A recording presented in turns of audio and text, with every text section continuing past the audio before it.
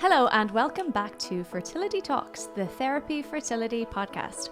I'm your host, Renee Von Medding, and this season I'll be sitting down with none other than the Medical Director of Therapie Fertility, Dr. John Kennedy. Each week we will be chatting all things fertility, trying to conceive, and much, much more.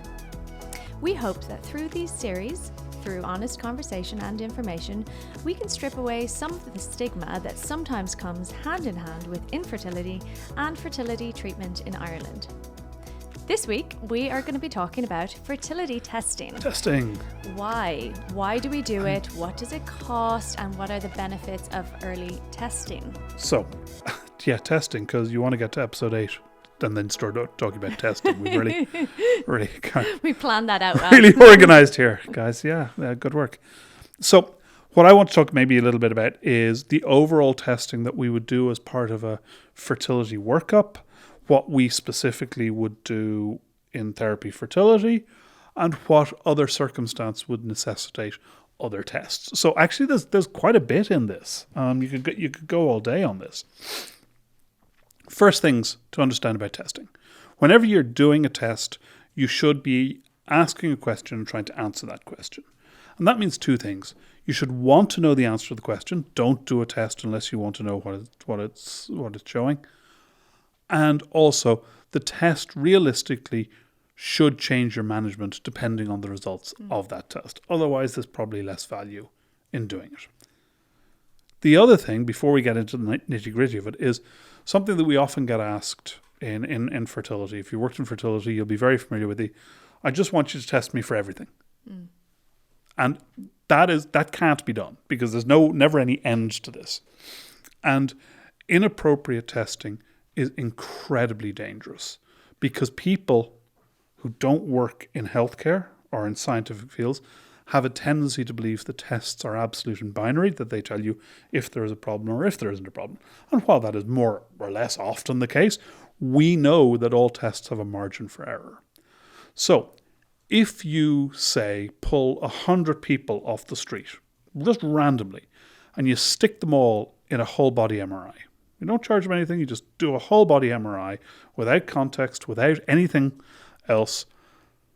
In maybe one or two of those 100, maybe even 3, you will find a problem that will allow for intervention such that it will improve their life or save their life or improve mortality or something. You'll find something that was going undiagnosed that if left untreated would have been very, very serious. And maybe in 60, 70 of the rest, there'll be nothing wrong. But in the other 30 to 40, you're going to see something that you're not quite sure what it is, and it necessitates further investigation, and it's probably nothing, but really it's the kind of thing we should sort of keep an eye on. I know you don't actually have any symptoms, but we maybe should do a small surgery and do a biopsy or just repeat the MRI or do other scans. And suddenly you've taken that cohort of people and medicalized them, and now you're treating them, and there's nothing wrong with them. So that's always the danger with these random tests. And so you have to be a little bit cautious about that. Now, against that, big advocate of people hitting a certain age and having their cholesterol checked and having a health workup and all those things. They're fine to do, but you have to be willing to look at results in context of what you're trying to accomplish with them. So that's the kind of preamble and the caveat to all of this. When it comes to fertility, you need 3 things, and I know I've said this before, 3 things to make a happy, healthy baby. You need a good egg, you need good sperm, and you need a place to put them. That's it. So any test you should do should be targeted at these 3 areas. And it's a really useful way of kind of breaking it down in terms of what you're thinking of trying to accomplish with the testing. So you'd break it down into the 3 categories: egg, sperm, and housing. So we start with sperm. It's easy to test sperm. You just do a sperm analysis. You look at the number of sperm, you look at if they're moving, you look at if they look normal, and that's great. Okay, that's an easy thing to do. It's an absolute baseline test that you can do in virtually all cases.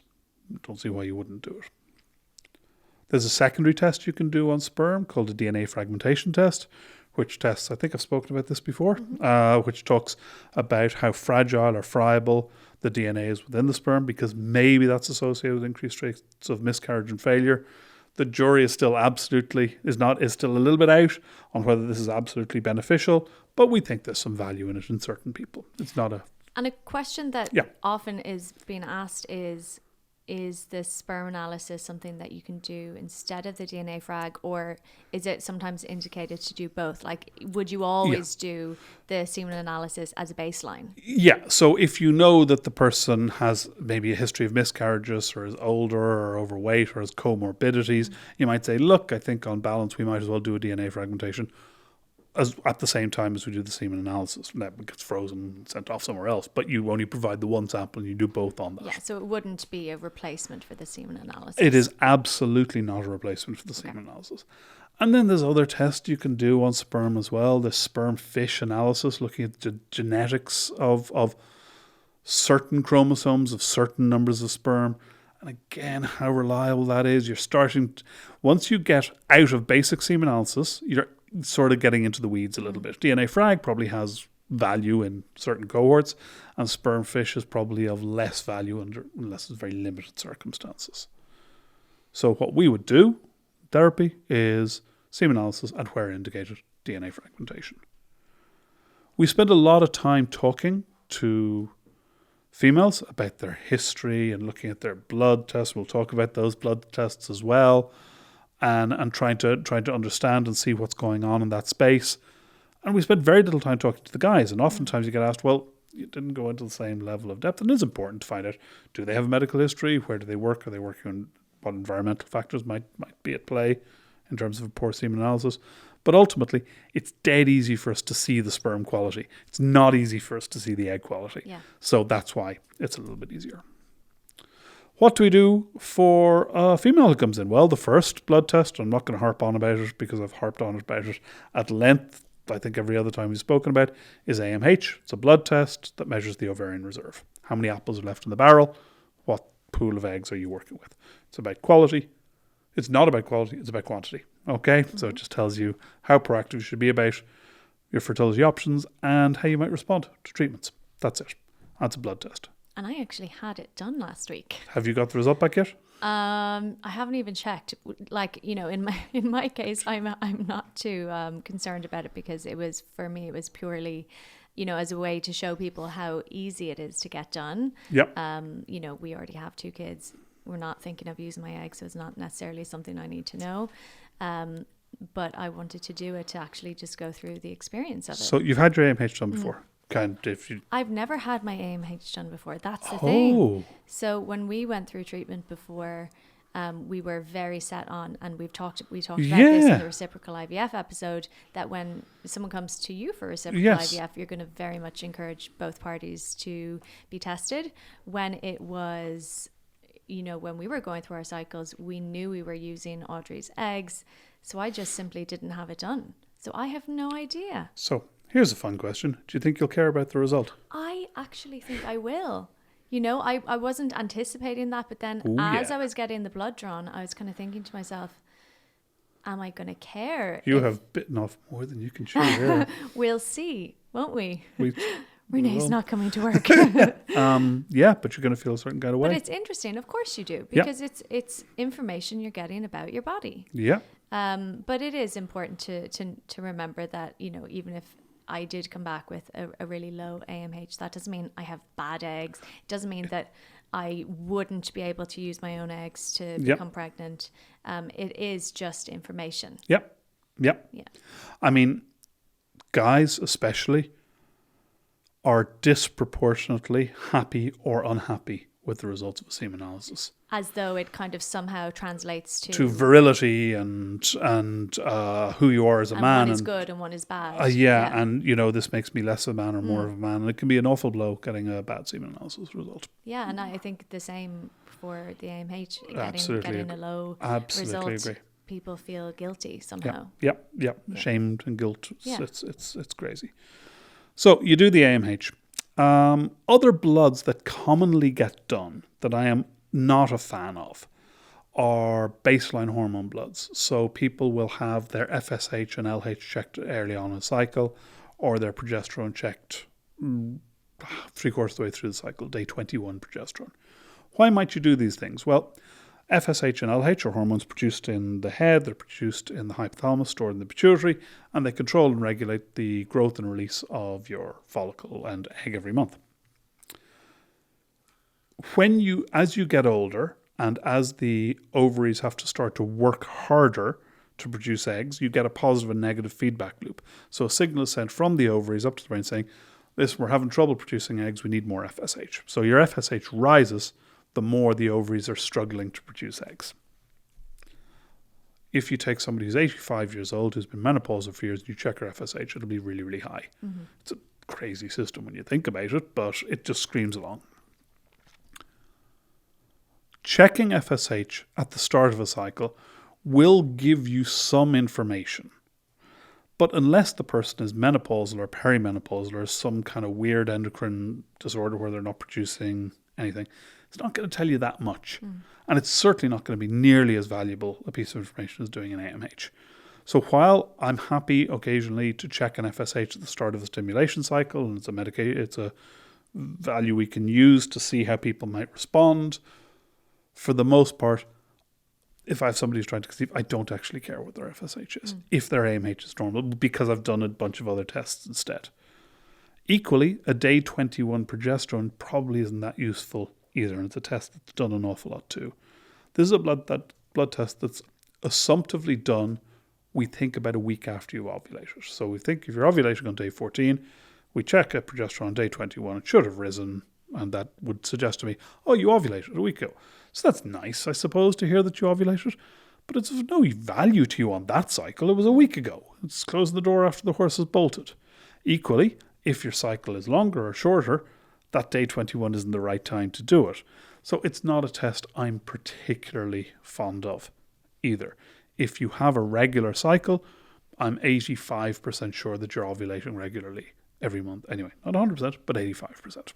So there are a couple of tests that tend to get done an awful lot, which I don't think are particularly of value. And what blood tests are of value?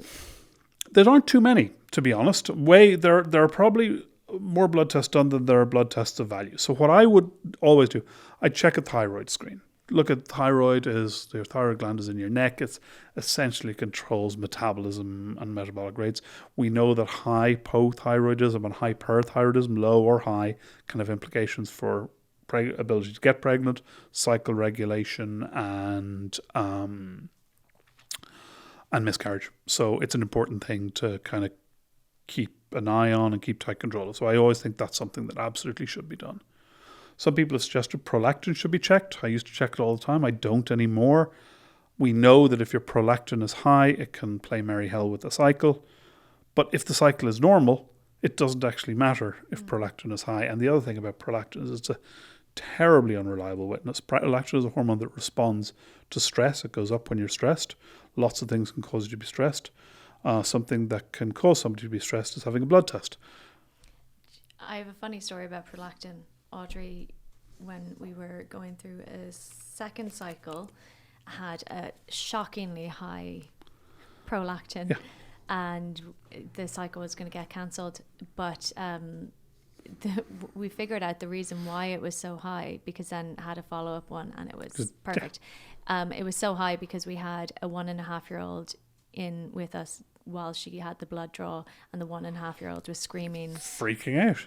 So, of course. So then the secondary test you can do, if the first one's high, to see is it real, but it just turns into hassle and worry and anxiety. It's daft. Yeah. So I've stopped doing that. The other test that sometimes gets thrown around is testosterone. If somebody's testosterone is low, should they be boosted? Again, the evidence of that is very, very thin. So I think checking somebody's testosterone, all you're doing is ramping up their anxiety. And these are all female tests, female blood tests. Female blood tests. This would be it. Are there any blood tests you do for men? Sure, yeah. I mean, if the sperm is very low, you can check the hormones. You can do exactly the same: prolactin, FSH, testosterone. You would do them in the context of, the sperm isn't looking right. Why is the sperm not looking right? It wouldn't be just off the bat, Exactly. And if the guy had a very poor sperm analysis, you could even do genetic testing to see is there a genetic reason, and then you do the hormone test to see is what we call the hypothalamic pituitary axis working well to coordinate the promotion and development of healthy normal sperm. but you wouldn't do that unless it was indicated. And just as I've kind of crapped all over a whole bunch of these tests, I'll happily do them if they're indicated.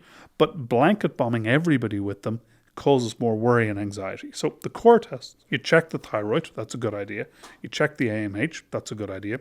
You check the rubella status. Most everybody is vaccinated. If you got the MMR as a kid, measles, mumps, rubella, then you're covered, but not everybody maintains immunity. And why do you check that?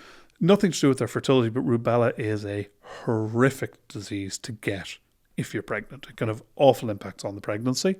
So we don't want that to happen. So if you're non-immune before you're trying to get pregnant, then maybe a booster is indicated, depending on the circumstances. So we check that. But again, nothing to do with fertility. You know, it's just a safety kind of safety net. So AMH, thyroid, rubella, thyroid profile, rubella, and we also do a full blood count. Now, there's loads of things in a full blood count, but things we're really interested in, your hemoglobin, your white cell count, and your platelets. Why are we talking about doing this? Because we're thinking about potentially doing a procedure like an egg collection. And I want to make sure you don't have very low platelets or you're not anemic or... So at risk for bleeding excessively. Yeah. Now, I'm not talking about doing a whole coagulation screen or anything like that, but just the big things. The problem with a full blood count is a full blood count, the three big things on it are hemoglobin, platelets, and white cell count. But there's about 20 other markers on the form.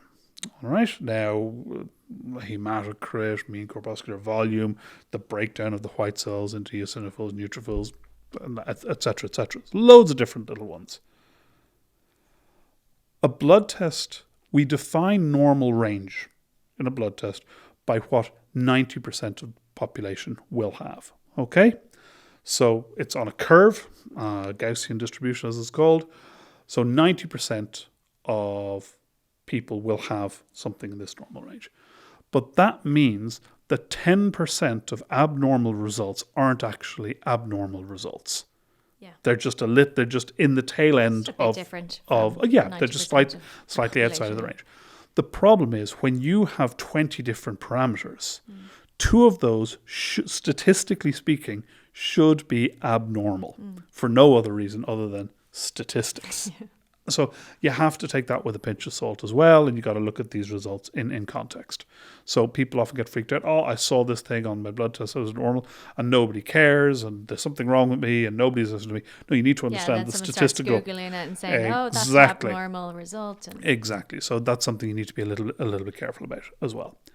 So generally speaking, I'd recommend thyroid function. I'd recommend AMH, rubella, full blood count. That's as a good loadout. We also test for chlamydia and gonorrhea because in one study done in one of the Dublin maternity hospitals about 15, 16 years ago, they randomly screened 20 to 35-year-old women for chlamydia. These were people who were attending a gynae clinic, but they weren't attending an STD or a gum clinic or guide or anything like that. And the chlamydia positivity rate was 25%. Wow. Yeah. So a lot of asymptomatic. It's dropped out a little bit now, I think, but a lot of asymptomatic chlamydia. And what is the problem with that in it can damage the tubes. It can damage your fertility potential. And if we don't know about it, we start doing procedures like egg collections, like assessing wombs and tubes and ovaries without giving antibiotic cover, which I don't want to give to everybody, then you can put people at risk. So it's something we screen for in advance. Okay, so if someone did come back positive, you just treat that it. would be fine, but you would treat it as you go. Yeah, you treat it, and that's fine. It's better to know, you know. Yeah. Much better to know. So that's something we screen for. I think that's a good idea. There's billions of other blood tests you can do. There's loads of them.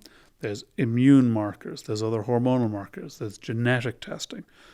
But they aren't indicated unless they're indicated, unless there's something very specific in that person's history. And would you do something that wasn't indicated if it... Well, no, sorry. Would you? That's completely the wrong question. Yeah. Would you do something that you don't normally do if it was indicated? Sure, you have to be flexible in this. I mean, you have to be... the core of good medical practice, and this is something that we've all kind of veered away from in the last while, is taking a history and checking the patient out. History and examination is what was drilled into us. And history and examination is being supplanted by just blanket bomb testing. And I'm not saying that that's not another way of approaching the situation, but you'll miss things. Equally, history and examination can miss things. So it's about finding the balance between those two. No point in over-testing because you add cost and anxiety without adding to value. But equally, you need to be respectful of the person's history and go, do you know what, I think there's a real history, a likelihood of polycystic ovarian syndrome here, which I might need to manage. We should probably check a testosterone and SHBG and androstenedione. There's a bunch of things, an FSH-LH ratio. There's a bunch of things I should do in this situation. Or maybe it doesn't matter. Maybe I have enough information over here. And it comes back to that core thing I was saying at the start. What are you trying to do? Is it going to change my management? And if it's not going to change my management, then why am I doing it? Yeah. And I also think you have to be very conscious when you're talking to a patient. You have a responsibility. If you start talking about a test, it's almost unfair to start talking about a test you don't want to do because you're trying to talk the other person into it and then out of it, which is just crazy. Yeah. Now, the reason you might have that conversation is you want to offset the conversation you have down the line going, well, why didn't you do this before? And I think a lot of that comes back to trust and communication. And there's no clever way of doing this. There's no point in me telling you about every test there is and what I'm going to do and why I'm not going to do this and why I'm not going to do that. It's impossible to do that. We have to roll with the punches. But equally, I have to be prepared to answer the question, well, why wasn't that done before? Well, it's not a routine part of testing. And that can be very aggravating for people. What people need to understand is that once the core tests are done, the other tests are substantially less likely to add value, even in subsequent cycles. Yeah. It's not like we're being laissez-faire or loosey-goosey at the start. A number of people said to me, well, I didn't expect the first IVF cycle to work because it was only a test cycle. Like, that wasn't my expectation. I thought I was quite clear. I thought you'd have a 40% chance of getting a baby from this, and I'm really sorry it didn't work. Yeah. It was a great shot. So it's managing that. So they'd be the blood tests. What's the EU viral screen? Oh, yes, pardon me. So it's a legal requirement that when we bring gametes, that's eggs or sperm, into the lab and start manipulating, not just something as simple as a semen analysis, that's a little bit separate, but the minute we bring eggs in or sperm in to use them for treatment, to freeze or use them, that's called procurement. And we can't bring those samples into the laboratory unless the person has been shown to be HIV and hepatitis negative. So it's a test that has to be done within 90 days of procurement. So we do that. And is that for anyone who's coming in? Absolutely. Okay. Yeah. So it just has to be done.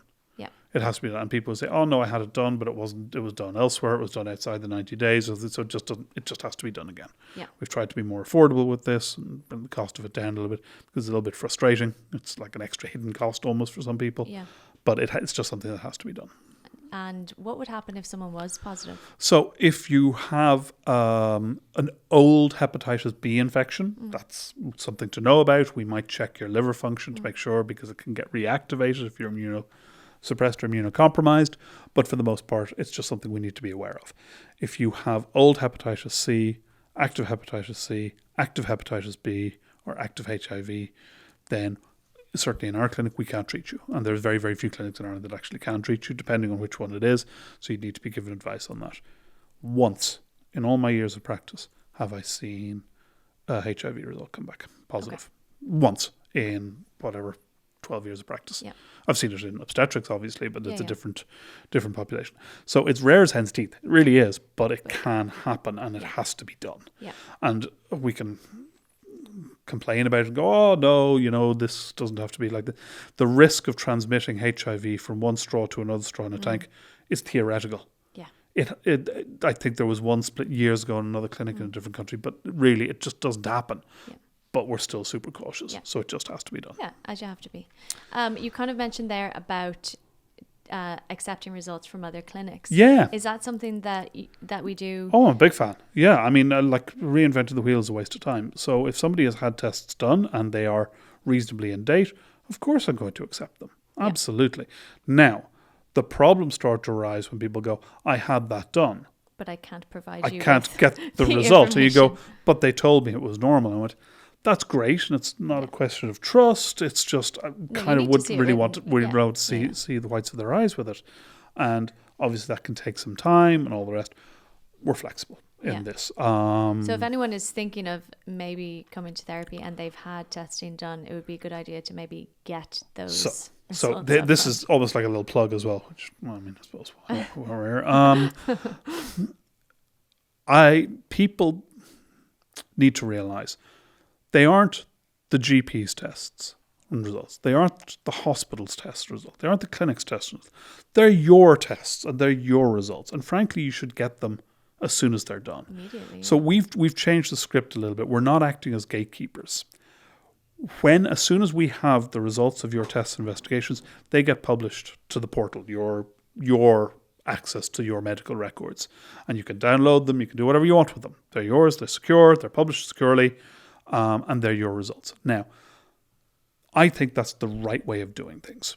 I think it's absolutely the correct way of doing things, and it's how we should all be acting. It's how modern healthcare should work. We aren't gatekeepers, we aren't holding the results. The downside of this is that people will see their results, and they will see their results without perhaps having the context or the medical background to interpret them correctly. So they hit Google and they immediately start driving themselves nuts, and maybe they're not due to have a medical review for 3 or 4 weeks, and they freak themselves out for that 3 or 4 weeks. That's the downside. You can counteract that by explaining, look, we're going to do the test. As soon as we have the result, we're going to publish it to your portal.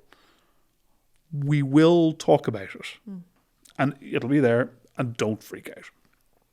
And that, I think, is working really well, actually astonishingly well at the moment. People are getting behind that, and they're responding very well. And people to it. can send in a query to the portal. They certainly can. And if people want to move their appointment and there's availability, we can do that as well. So there's lots of different ways of doing this. But I still think while there's challenges with every approach, but it's still your better. Personal information. It's your information. And so this notion of I need to get my results from X, we need to subvert that completely. We need to change how we think about that. They're your results. You should already have them. We won't give you that. We won't give you the copy of that note, that record. Why not? Yeah. They're mine. Yeah. They're not yours. You're only minding them for me. Yeah. So, getting ahead of that, I think, is really, really important. And then the last thing you have to test is the housing, the womb, the tubes, and the ovaries. Talking about ultrasounds. Yeah, that's one way of doing it. Okay. Yeah. So this is where it's slightly controversial. What we're doing, I think is the right way of doing it because it's what we're doing. But you would have some pushback on that. At the most basic, you can say it's reasonable to do an ultrasound, an internal transvaginal ultrasound scan on a woman to see the size and shape of the uterus, and to look at the ovaries and look for any ovarian cysts, and to do that antral follicle count, the other marker of ovarian reserve. It is also reasonable to say if the tubes aren't swollen or distended, if you can't see anything abnormal there, it is perhaps reasonable to think that the tubes are open. Okay, so maybe you don't need to test them. So a lot of centres out there, and there'd be international evidence behind that, would say you don't have to check the cavity, the inside of the womb formally, and you don't have to check the tubes before you do fertility treatment. So how would you check if you didn't check internally?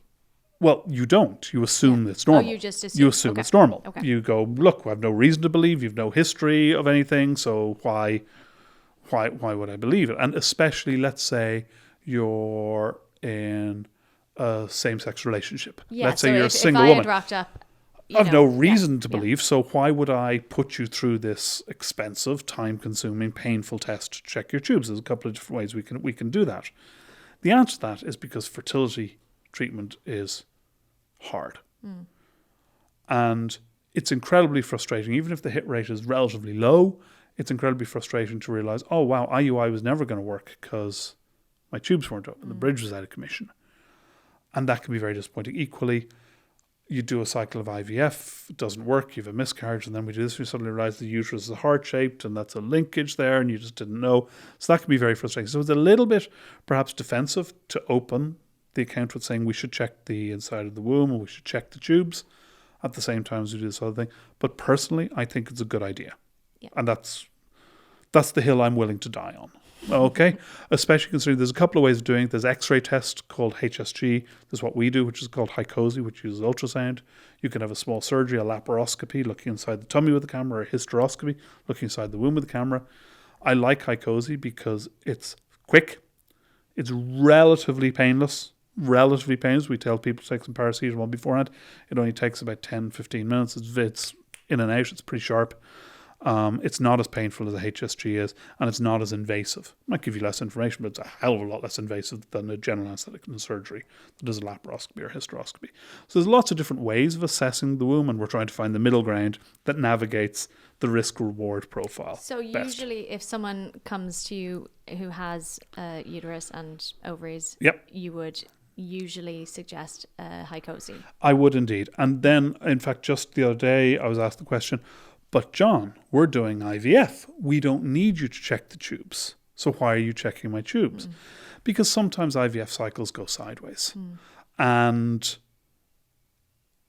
if you're responding very poorly, let's say you haven't gotten pregnant for 3 years. You've never been pregnant. We're planning on doing an IVF cycle. We do an IVF cycle and it's not working so well. There's only 1 or 2 follicles there. You haven't responded as we expected. We don't want to go ahead and do an egg collection. That's going to be costly and time consuming. We think you can do better. We think this isn't as good as it gets. We think should we're back. So we're going to cancel this cycle. Okay, can we salvage this cycle? Yeah, well, we could try converting it into a timed intercourse cycle, or better still, maybe an IUI cycle. But for those to be of any value, we need to know the tubes are open. Fine, we can assume the tubes are open. But it's nice to know that, especially if there's any fiscal charge for converting to these instead of just walking away from the thing altogether. I want to check the womb, I want to check the internal architecture of the womb, and that's what the Hycosi does. Once I've taken the time and effort to pass the speculum, to put that small little tube into the neck of the womb, to take the speculum out, I'm doing an ultrasound, I'm putting in some water to look at the shape, lumps, bumps, polyps, fibroids, any irregularities that could impact on implantation or contribute to miscarriage. I've done all that. It is simplicity itself for me to take a second little syringe and check the tubes. It takes about 5 seconds. Yeah. Why wouldn't I do that? You're already in there. I'm already there. It doesn't add risk. It doesn't add financial cost to the patient that charges the same whether or not I check the tubes. Yeah. So why wouldn't I just do it for everybody? Yeah. So that's my logic. Yeah. Makes sense. I hope so. So those are the main testing options for women, or is there... So when I say women, just going to clarify, Yeah. I do mean anyone who has a uterus. Yes. So then you get into what other cohorts might you be looking at. So if somebody's come in, they've a history of recurrent miscarriage. So on those people, you might want to check a thrombophilia screen. Do they have any clotting disorders? You might want to check an autoantibody screen. Do they have... And again, are these bloods? Blood tests, sorry. Bloods. Everything, assume bloods and say, unless it says a clotting screen. You might want to do a genetic screen, a karyotype, 46XX for natal males, natal females, and 46XY for natal males. And just seeing where that is. The hit rate on those tests is very, very low, but that would be the usual loadout for recurrent miscarriage investigations if somebody has had that done. If you've had 3 consecutive miscarriages, you should have been referred to one of our public recurrent miscarriage clinics. There's a few of them around Dublin. They're pretty good, actually. They're very good. Staffed by some really good people. That would be funded. And that should be funded as opposed to coming to me and paying the €800 or €1,000 for these expensive tests that have to be sent abroad. So that's something that should be looked at. Again, if you've had recurrent miscarriages, you should be looking inside the womb, either with a Hycosi or a hysteroscopy. That's camera inside the womb too. But for the most part, really what you need is to make sure you can do an egg collection safely, and you're trying to get a flavour of how you think that person will respond to the drugs that you're going to give them. And that's serviced by the AMH, the antral follicle count, the full blood count, and then the other bits are just a little bit Johnny-come-latelys. So really all of this testing is giving you a picture of the person who's in front of you and helping you to come up with a treatment plan. Exactly. Now, the kicker on this, it comes right back to what we were talking about earlier. It's easy to look at the quality of the sperm. Nowhere in any of the tests that I have spoken about have I mentioned the quality of the egg, because there is no test I can do which tells me about the quality of your eggs. Some of the tests, some of the scans or something like that might show endometriosis, and that will tell me that maybe the quality of the eggs might be lower. A very small portion of people with polycystic ovarian syndrome have lower quality eggs, but really I don't know. So everything we do, all those extra ancillary tests, looking at testosterone, looking at prolactin, looking at other bloods and other markers, it's all in service to trying to work out what the egg quality is indirectly. And it's fraught, and it's very difficult, and it's very unreliable. You talk about testing, the single biggest test we have for fertility is IVF. IVF is at its core a test. By taking eggs out, by taking sperm, by bringing them together, and by growing embryos, we get to see what the quality of those eggs are. If I collect 20 eggs and I've got and they're all mature and I've got no embryos 5 days later, I can draw certain, not absolute, but strong conclusions about egg quality based on those numbers. Yeah. If I can only get 2 eggs, it's harder for me to make any kind of sweeping generalizations. What I will often do with people who've had multiple cycles, either with me or with somebody else, and it's a pretty depressing exercise, but a very powerful one, is if somebody's had 4 cycles, you just kind of amalgamate them and you do a count. First cycle 12 eggs, second cycle 12 eggs, third cycle 10 eggs, fourth cycle 8 eggs. Okay, 12 and 12 is 24, 10, 34, 42 eggs. 42 eggs. How many were mature? How many fertilized? How many made it to blastocyst? How many babies do you have? How many miscarriages do you have? And you put it all down there, and it can make for some very stark reading. From 42 eggs, you have produced 2 blastocysts and no baby. There's a problem here. But because you've kind of fallen from cycle to cycle, you've never really put it all together. And fair enough, some cycles might be better than others, but there's a value in amalgamating that core information. Yeah. So that's the value of IVF as a test, is that you learn and you adapt, and that more than anything else will allow you to direct the conversation and find lines of attack for going forward. Is that kind of why you're more of a fan of IVF than IUI? It's that's one of the core reasons. Yes, the other, you don't like, if IUI doesn't work, you don't learn anything. You're none the wiser. Yeah. So that's it. I mean, the other reasons are IUI is less successful than IVF for the most part, and fertility treatment sucks. I am under no illusions that nobody in their right mind wants to ever see me. I get that. So I'm very much of the school of thought, and this does not suit everybody, but I'm very much of the school of thought, get in, work hard, get out. The less time you spend engaging with fertility services to get where you need to go one way or the other, the better off you are. The longer your journey, the worse off you are. Yeah. The worse off you are financially, emotionally, psychologically, and physically. So IUI can work, and I often sound down on IUI, but I just know what it takes out of people, and I want them to get a real bang for their buck, not just financially, but in all senses of that. And for me, for the most part, and there are exceptions, IVF does that better than IUI. Yeah. Talked about cost a little bit there. Yep. Let's go back and talk just briefly about some of the costs involved. Sure, because we have separated out the cost of testing to actual treatment packages. So what we've done is now... I'm going to get this wrong. I could get murdered for it. I think our blood package profile, and that's the stuff I want. AMH, TSH, T3, T4, that's your thyroid screen, rubella, full blood count, chlamydia and gonorrhea. I think that's €200. I'm looking it up. I think there's an egg freeze workup where we don't need to go to quite the same depth, but we do need the chlamydia, the gonorrhea, the AMH, on the full blood count, and I think that's €150. Full marks, yeah. The 200 for the full workup. The HIV and hepatitis screening is €100 each. Mm-hmm. The HyCoSy test is €300. Yep. The semen analysis is €100. Yep. And the DNA frag, I think, is 300. Yep. Which does include the semen analysis as well. So semen analysis and DNA frag is 300. So that's the core things. We have all the other little bits available, and there's individual cost. What we really want to do is 2 things. One, be really transparent about the pricing. Yep. Okay, know exactly what you're getting into. It's important to do testing before you do treatment. Yep. It is unfortunate there's a cost associated with that. I would like to think that these price points are competitive, by which I mean I know these price points are competitive. Yeah. Yeah. It's cheaper. Yeah, it is.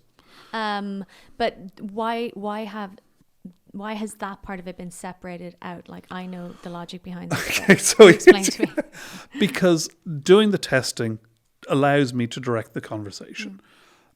You might come in and you might think, I want to do IVF. My chance of success with IVF are 50%. I go, okay, right. I think you're wrong. I think based on your age and your history, your chances of success with IVF are 30%. Oh, that's disappointing.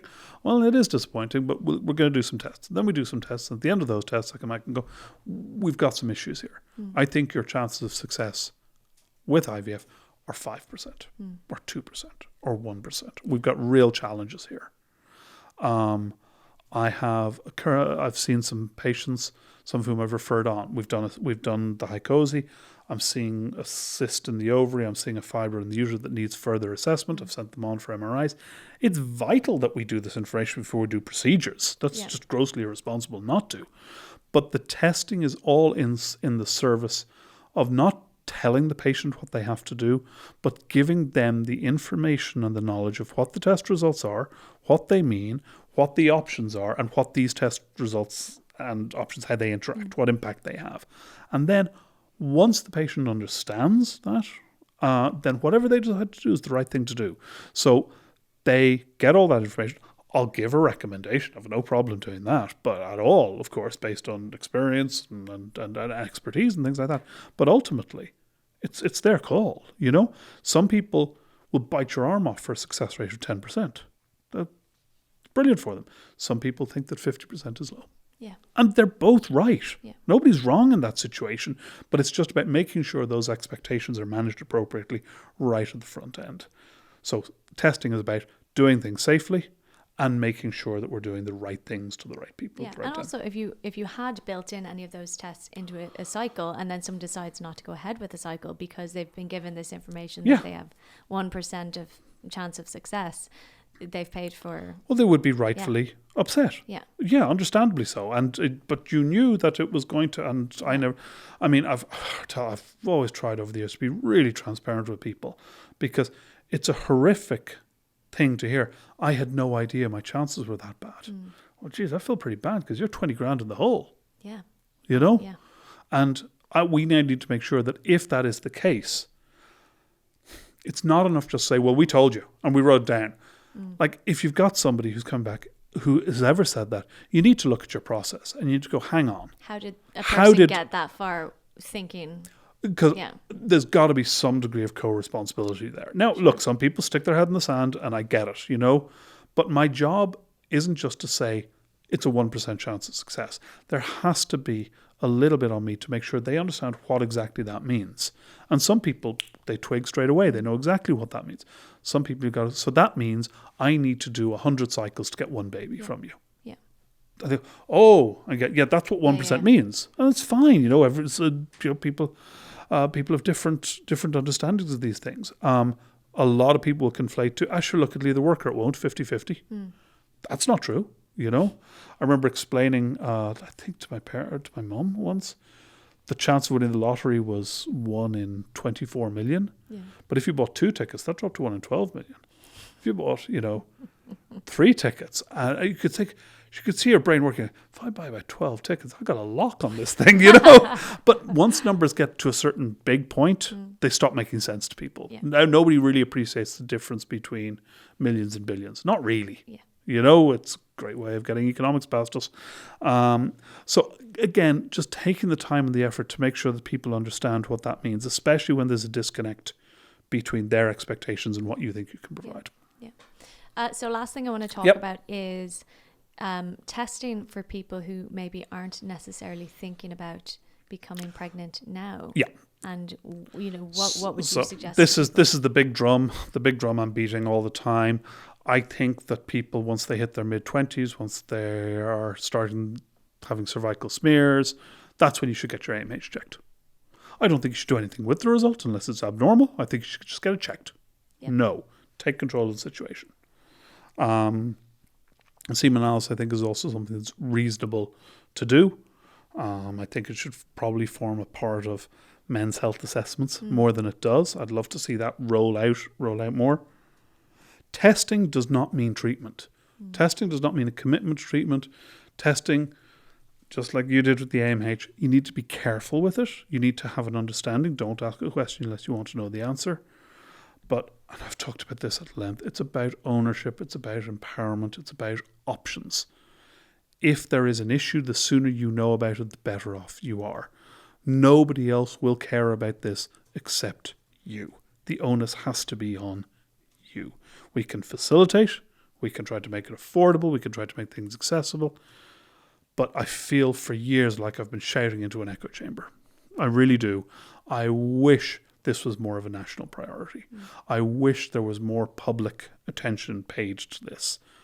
And I'm biased. Yeah, I see people struggling day in, day out for years to get pregnant. I've seen people who've got success after going through the pain and hardship of fertility treatment. I've seen people who haven't as well. And a huge common thread that runs through all of their stories is, I wish I had known then what I had known now.